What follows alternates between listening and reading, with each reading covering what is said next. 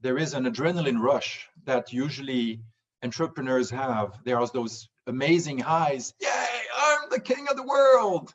Those terrible lows. My God, we're sinking. It's okay. The band is still playing, like we've seen on the Titanic. So ups and downs, highs and lows. But at least you were able to choose your destiny, to choose your job, to hire people. And still that didn't provide happiness, a sense of contentment. It did. You know, I had my own business for 1 year, and the first 6 months of that business were 6 of the best months in my entire life. You know, I was a 10-year-old little boy who had a dad that worked in business and worked in finance and worked in the bank, and he was my hero growing up, and I always wanted to be like him when I grew up. When I was 10 years old, he gave me Richard Branson's autobiography. I read that book cover to cover, and I said, that's what I'm going to be when I grow up. I'm going to be an entrepreneur. And so then I started little businesses in high school, you know, selling juice and sweets to my friends, you know, all the sort of classic stories of entrepreneurs.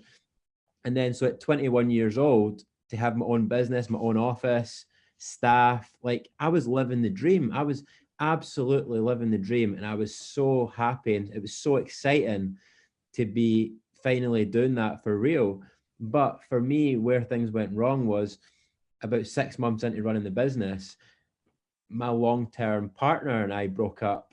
We'd been together for about 7 years, you know, 15 to 22, really, really pivotal moment in your life. So I went from having somebody in my life that was like, I thought was going to be my wife and be with forever. And then overnight that was over. And so that really took my life off the rails. And I just found that incredibly challenging to deal with. And so that's what led to the depression, led to the suicidal feelings, and, you know, 6 months later, crashing the car. So yeah, I was truly living my dream up until that point. But, you know, I believe I was meant to go through all of that because, you know, the business that I had at the time when I was younger was a digital marketing business. And when I think about where I am now and what I'm working towards now and the work that I do, I'm not here to run a digital marketing business. That's not my purpose in life. So, you know, I was living almost a false life, and then through some sort of spiritual God, whatever you want to call it, it was almost like that's not a life you're supposed to be living. So I'm going to ruin your life overnight. I'm going to break you down, and you're going to have to build yourself back up to what you're really meant to be doing. So I'm so glad I went through that, because if I never went through that experience and I never went through that depression and all that pain, I wouldn't have got to where I am now and to be doing cycling and to be an athlete. And so it all happened for a reason.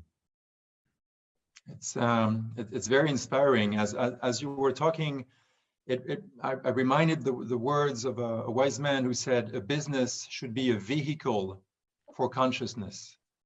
A vehicle for consciousness, a business, not just charging someone, but yes, doing what you do it well, do good, and do better if you can for those around you.